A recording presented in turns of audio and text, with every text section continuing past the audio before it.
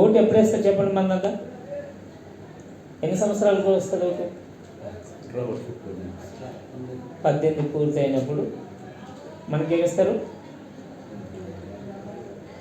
Voter ID card ఇస్తే మనం apply చేసుకుంటాం. అంత లోపల నీవు ఎంతలా ఉన్నా, ఎంత పొడుగు ఉన్నా, ఎంత టాలెంట్ ఉన్నా, నీవెన్ని స్పీచ్లు ఇచ్చినా ఎవరికి వేయాలని ఏం చేయరు? యూదులు యొక్క ప్రకారం కూడా 30 ఏళ్ళు పైబడిన వారే యాజకులుగా ఉండాలి. ఇది గుర్తుపెట్టుకోవాలి. మీరు మోషే యొక్క ధర్మశాస్త్రము కానీ మోషే యొక్క దాంట్లో కానీ మనం చూసుకుంటే 30 ఏళ్ళ పైన ఉన్న వారిని లెక్కించారు.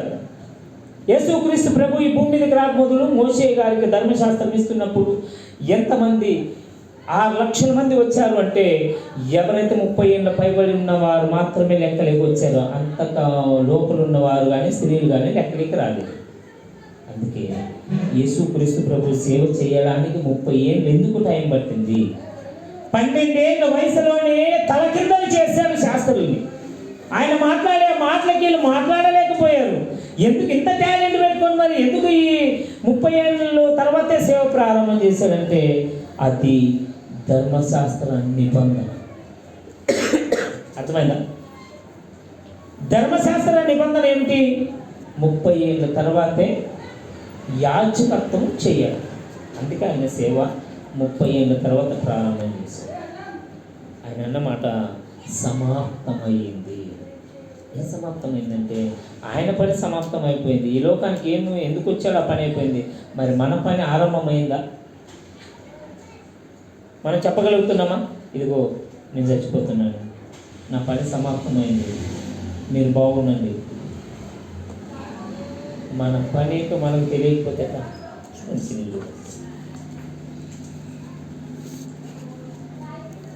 వైటు యోహను రాసిన పత్రిక 3వ అధ్యాయం